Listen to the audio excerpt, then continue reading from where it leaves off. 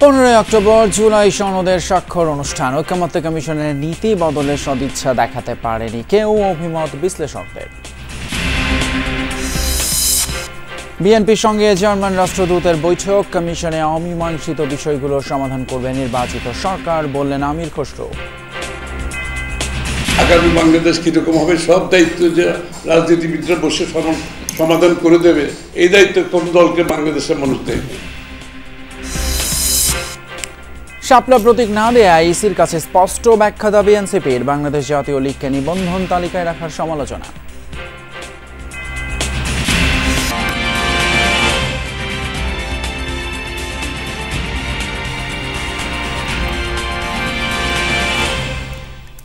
সবাইকে আমন্ত্রণ, যমুনা নিউজে আপনাদের সঙ্গে আছি আমি ফয়সাল তিতুমির। এতক্ষণ শিরোনামগুলো দেখলেন। আগামী 15 অক্টোবর জুলাই সনদ স্বাক্ষরের সিদ্ধান্ত নিয়েছে ঐকমত্য কমিশন। বৃহস্পতিবার এই সিদ্ধান্তের কথা জানায় কমিশন।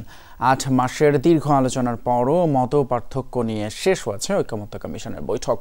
বিশ্লেষকদের মন্তব্য, জুলাই অভ্যুত্থানের পর রাজনীতিতে কাঙ্ক্ষিত পরিবর্তনে সদিচ্ছা দেখাতে পারেনি দলগুলো। অবশ্য 75টি প্রস্তাবে সর্বসম্মত হওয়াকে সাধুবাদ জানিয়েছেন বিশ্লেষকরা। জুলাই আন্দোলনে আওয়ামী লীগ সরকারের পতন হলে দাবি ওঠে সংস্কারের। দেয়ালে দেয়ালে যার জানান দেয় ছাত্র জনতা। রাষ্ট্রের বিভিন্ন খাতে আমূল পরিবর্তনের উদ্দেশ্যে 11টি সংস্কার কমিশন গঠন করে সরকার। তবে সবচেয়ে বেশি গুরুত্ব পায় নির্বাচন সংশ্লিষ্ট বিষয়গুলো গঠিত হয় ঐকমত্য কমিশন। 24-এর মধ্যে আপনাদের ফেব্রুয়ারিতে অধ্যাপক আলী রিয়াজের নেতৃত্বে শুরু হয় রাজনৈতিক দলগুলোর সাথে আলোচনা। 30টির বেশি দলের সাথে বৈঠক চলে 3 ধাপে। তত্ত্বাবধায়ক সরকার, দ্বিকক্ষ বিশিষ্ট পার্লামেন্ট, উচ্চকক্ষে পিআর ও সাংবিধানিক কাউন্সিল সহ 166টি প্রস্তাবের উপর নেওয়া হয় মতামত। শেষ পর্যন্ত 75টি প্রস্তাবে সর্বসম্মত হয়েছে রাজনৈতিক দলগুলো। নোট অব ডিসেন্ট সহ সম্মতি আছে আরও 9 বিষয়ে। আগামী 15 অক্টোবর জুলাই সনদ স্বাক্ষরের সিদ্ধান্ত নিয়েছে ঐকমত্য কমিশন। সংসদের দক্ষিণ প্লাজায় সে অনুষ্ঠানে নেতৃত্ব দিবেন প্রধান উপদেষ্টা ডক্টর মোহাম্মদ ইউনূস। এই সব কিছু মিলিয়ে কিন্তু একটা বিরাট সফলতা ঐকমত্য কমিশনে। আমরা কিন্তু 10টা ইস্যুতেই আমি মনে করতাম একমত হলেই চলে, তো এখন ছোটখাটো অনেকগুলো ইস্যু মিলে তারা 62টি ইস্যু করেছেন। আমাদের মধ্যে এরকম বিভাজিত একটি রাজনৈতিক ব্যবস্থায় এবং সমাজে হঠাৎ করে তারা ঐকমত্য পোষণ করবেন সেটা খুব মুশকিল, কারণ আমাদের অমীমাংসিত নিজেদের মধ্যে রাজনৈতিক অনেকগুলো বড় বড় প্রশ্ন রয়ে গেছে। তারা বলছেন, জুলাই আন্দোলনের পর কোনো বিপ্লবী সরকার গঠিত হয়নি। বিদ্যমান সংবিধানের আলোকেই চলছে সরকারি কার্যক্রম। ফলে গণভোট করলেও ঐকমত্য কমিশনের সিদ্ধান্ত বাস্তবায়নে নির্ভর করতে হবে পরবর্তী সংসদের উপর। গণভোট সেই সরকারকে সংবিধানে বড় পরিবর্তন আনার বিশেষ ম্যান্ডেট দিতে পারে কেবল। যে গণভোটের মাধ্যমে আপনি পরিবর্তন করতে পারছেন, সেই গণভোটের মাধ্যমে কিন্তু আরেকজন পরিবর্তন করতে পারবে। কোনো কিছুই কিন্তু চূড়ান্ত না। যেই দল ক্ষমতায় আসবে, যদি সে 2/3 সংখ্যাগরিষ্ঠ ক্ষমতা আসতে পারে, তাহলে তার যে জনপ্রিয়তা, সেই জনপ্রিয়তাকে ব্যবহার করে সে আপনার জুলাই সনদকেও পরিবর্তন করতে পারে তার মতো করে। চাচ্ছেন হ্যাঁ বলুক, নতুবা না বলুক, এর বাইরে কোনো কিছু বলার কোনো সুযোগ নেই। তো এই রকমের একটি পরিস্থিতিতে আপনি যে ভোটের জন্য যাচ্ছেন, যেটা আবার ডিসাইড করতে হবে হচ্ছে পরবর্তী নির্বাচিত সংসদে, তাহলে যেটুকু আপনি হ্যাঁ না করছেন সেটা তো নির্বাচিত সংসদেই হতে পারে। তবে জুলাই আন্দোলন বিবেচনায় রাষ্ট্রের কাঙ্ক্ষিত পরিবর্তনে সদিচ্ছা দেখাতে পারেনি দলগুলো। দলীয় স্বার্থই বেশি প্রাধান্য পেয়েছে। সে অর্থে ঐকমত্য কমিশন চূড়ান্ত সফলতা পায়নি। কমিশন যেভাবে কাজ করার কথা ছিল, কিংবা অন্যান্য যে সমস্ত এক্সপেকটেশনগুলো আমাদের ছিল 24-এর গণঅভ্যুত্থানের পরে, তার কোনোটাই তো আসলে এখন পর্যন্ত আমরা অর্জন করতে দেখিনি বা অর্জন করতে পারিনি। সেক্ষেত্রে আমি আসলে খুব বেশি সাকসেসফুল হয়েছে বলে মনে করছি না ঐকমত্য কমিশনের এই কাজগুলো। আমাদের দেশের রাজনৈতিক দলগুলোর বড় সংকট হলো, তারা বলে জনগণের উপর আস্থা আছে, কিন্তু তাদের কারোরই মনে হচ্ছে বা অনেকেরই জনগণের উপর আস্থা নাই। মনে করে জনগণ ভুল ডিসিশন নেয়, তারই ক্ষমতা থাকার কথা ছিল, তারই ক্ষমতা আসার কথা ছিল, তারই শাসন করার কথা ছিল, অন্য কেউ শাসন করছে, জনগণের ভুল সিদ্ধান্ত, এটা মনে করে অনেকেই। ঐকমত্য কমিশনের মেয়াদ শেষ হচ্ছে এ মাসের 15 তারিখ। 24-এর মধ্যে আপনাদের কাজ। রাসেল আহমেদ, যমুনা নিউজ, ঢাকা। দেশবাসীর মতো বিদেশিরাও নির্বাচনের অপেক্ষায় আছেন। বিনিয়োগের স্বার্থেই তারা বাংলাদেশের স্থিতিশীলতা দেখতে চান, এমন মন্তব্য করেছেন বিএনপির স্থায়ী কমিটির সদস্য আমির খসরু মাহমুদ চৌধুরী। গুলশানে চেয়ারপারসনের কার্যালয়ে জার্মান রাষ্ট্রদূতের সাথে বিএনপির বৈঠক শেষে সংবাদ সম্মেলনে এসব কথা বলেন তিনি। অন্যদিকে উপদেষ্টাদের মধ্যে কারা দুর্নীতি করছে, অর্থ পাচার করছে, কাদের সেফ এক্সিট দরকার, তাদের তালিকা দিতে এনসিপির আহ্বায়ক নাহিদ ইসলামের দৃষ্টি আকর্ষণ করেছেন বিএনপির সিনিয়র যুগ্ম মহাসচিব রুহুল কবির রিজভী। বৃহস্পতিবার সকালে গুলশানে বিএনপি চেয়ারপারসনের কার্যালয়ে আসেন বাংলাদেশে নবনিযুক্ত জার্মান রাষ্ট্রদূত ডক্টর রুডিগার লুৎজ। বৈঠক করেন বিএনপি মহাসচিব মির্জা ফখরুল ইসলাম আলমগীর সহ সিনিয়র নেতাদের সঙ্গে।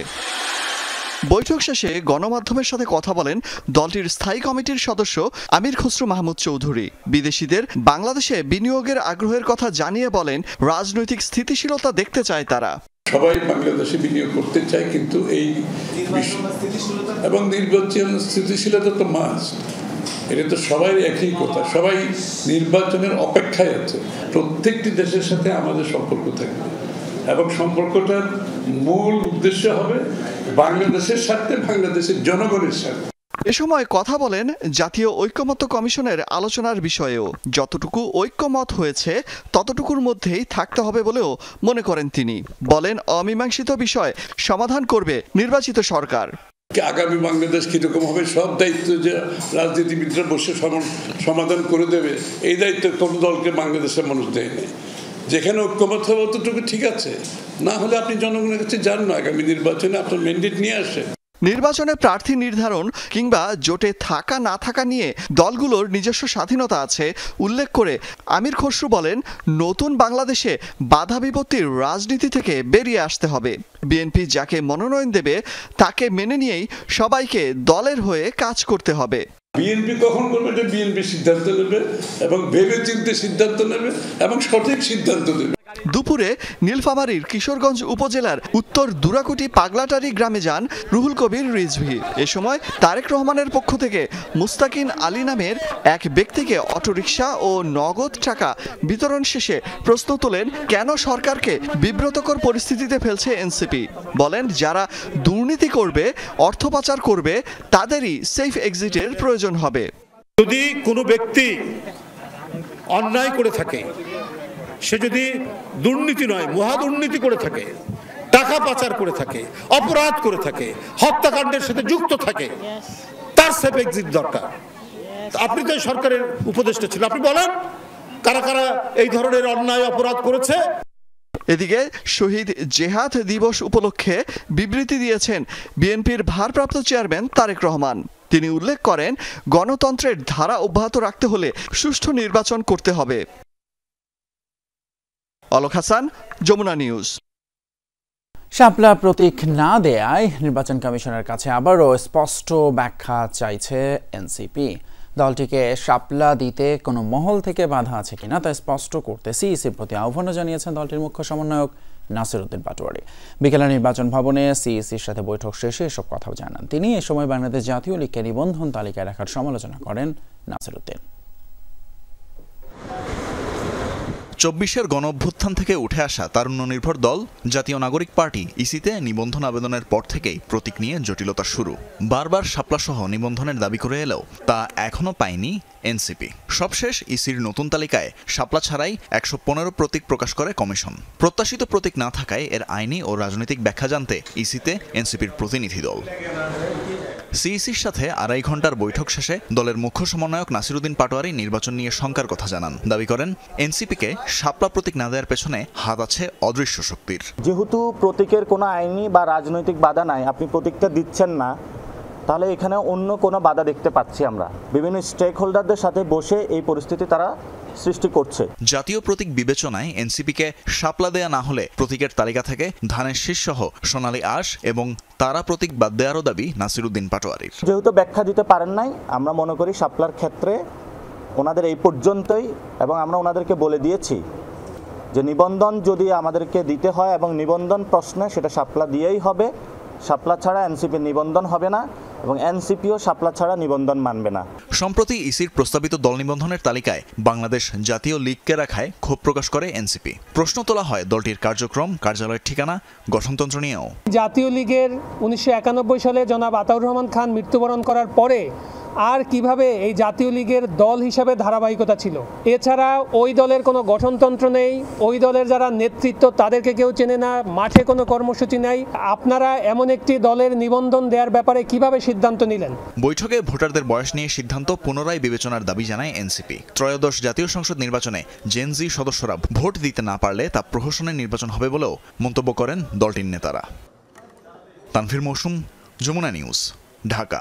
যুক্তরাজ্যের বাণিজ্য বিষয়ক দূত রোজি উইন্টারটন বৃহস্পতিবার রাষ্ট্রীয় অতিথি ভবন যমুনায় প্রধান উপদেষ্টা অধ্যাপক মোহাম্মদ ইউনূসের সঙ্গে সাক্ষাৎ করেন।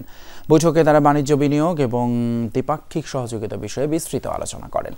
উভয় নেতা বিমানবন্দর ব্যবস্থাপনা, পরিচ্ছন্ন জ্বালানি এবং জাতিসংঘ সাধারণ পরিষদের অধিবেশনে প্রধান উপদেষ্টার সাম্প্রতিক অংশগ্রহণ সহ বিভিন্ন গুরুত্বপূর্ণ বিষয়ে মতবিনিময় করেন। বৈঠকে বাংলাদেশের গণতান্ত্রিক রূপান্তর নিয়েও আলোচনা হয়েছে।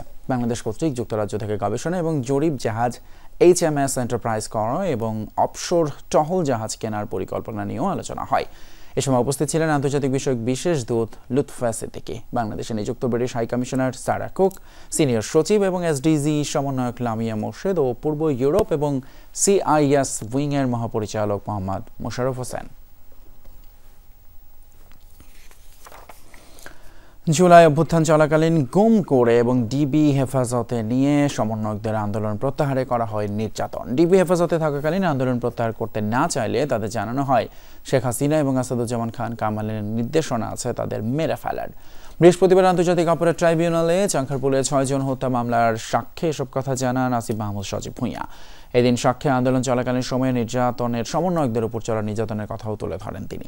বলেন, ডিবি হেফাজতে থাকাকালীন আন্দোলন প্রত্যাহার না করলে তাদের হত্যার সরাসরি নির্দেশনা ছিল শেখ হাসিনার। অবশ্যই যারা এই গণহত্যার সাথে দায়ী এবং পালিয়ে পলাতক অবস্থায় আছে তাদেরকে ফিরিয়ে আনার জন্য সরকার সকল ধরনের ব্যবস্থা নেবে এবং আইন অনুযায়ী এবং বিভিন্ন দেশের সাথে আমাদের যেই বন্দি বিনিময় চুক্তি আছে সেই চুক্তি অনুযায়ী তাদেরকে ফিরিয়ে আনার জন্য যথাযথ ব্যবস্থা নেওয়া হবে। ব্যক্তিগত এবং সাইবার সুরক্ষা অধ্যাদেশ 2025-এর অনুমোদন দিয়েছে উপদেষ্টা পরিষদ। বৃহস্পতিবার সকালে প্রধান উপদেষ্টার কার্যালয়ে অনুষ্ঠিত বৈঠকে এর অনুমোদন দেওয়া হয়। প্রধান উপদেষ্টার বিশেষ সহকারী জানান, সাইবার সুরক্ষা আইনের ফলে 2018 সালের ডিজিটাল নিরাপত্তা আইনে সাজাপ্রাপ্ত প্রায় 4,500 আসামি অব্যাহতি পাবেন। এদিকে দুর্বল 5টি ব্যাংকে একীভূত করে ইসলামী শরিয়া ভিত্তিক একটি ব্যাংক গঠনের প্রস্তাব অনুমোদন করেছে উপদেষ্টা পরিষদ। বিকেলে ফরেন সার্ভিস একাডেমিতে ব্রিফিংয়ে বিস্তারিত জানানো হয়। সেখানে প্রধান উপদেষ্টা প্রেস সচিব আবারও জানান, আসছে ফেব্রুয়ারিতেই হবে জাতীয় নির্বাচন। এই ব্যাংকগুলো একীভূত হয়ে এটার একটা নতুন নামে এই ব্যাংকগুলোর একটা নাম হবে, সেটা অলরেডি 2টা নাম প্রস্তাব করা হচ্ছে। একটা হচ্ছে ইউনাইটেড ইসলামী ব্যাংক, এটা বলা হয়েছে, আর একটা হচ্ছে সম্মিলিত ইসলামী ব্যাংক। তো নতুন ব্যাংকের মধ্যে হস্তান্তরকারী 5টি ব্যাংকের সমুদয় সম্পদ ও দায়সহ একীভূত হবে। উক্ত ব্যাংকসমূহ BSECর তালিকাভুক্ত এবং মূলধন বাজারের ব্যাংকগুলোর শেয়ার ইস্যু করা হয়েছে। লক্ষ্মীপুরের রামগঞ্জে মা মেয়েকে জবাই করে হত্যার পর 30 ভরি স্বর্ণালঙ্কার লুট করেছে দুর্বৃত্তরা। বৃহস্পতিবার সন্ধ্যায় উপজেলার চণ্ডীপুরে এই হত্যাকাণ্ড হয়। নিহত হন জুলেখা বেগম এবং কলেজ ছাত্রী তানহা আক্তার মিম। পুলিশ এবং স্থানীয়রা জানায়, নিহত জুলেখার স্বামী মিজান ব্যবসা করেন স্থানীয় সোনাপুর বাজারে। তিনি বাজারে গেলে বাড়িতে স্ত্রী এবং মেয়ে ছাড়া কেউ ছিল না। এ সময় দুর্বৃত্তরা বাসায় ঢুকে মা মেয়েকে জবাই করে হত্যা করে। পরে বাসায় থাকা প্রায় 30 ভরি স্বর্ণালঙ্কার সহ মূল্যবান মালামাল নিয়ে পালিয়ে যায়। বাজার থেকে ফিরে পরিবারের সদস্যরা মা মেয়ের মরদেহ মেঝেতে পড়ে থাকতে দেখলে তাদের চিৎকারে আশপাশের লোকজন ছুটে আসে। রামগঞ্জ থানার ভারপ্রাপ্ত কর্মকর্তা জোড়া হত্যাকাণ্ডের ব্যাপারে বলেন, আমরা ঘটনাস্থলে আছি, তদন্ত করে আইনগত ব্যবস্থা নেওয়া হচ্ছে। এই ছিল আমাদের যমুনা নিউজের এখনকার আয়োজন। এতক্ষণ সাথে থাকার জন্য ধন্যবাদ আপনাদের সবাইকে।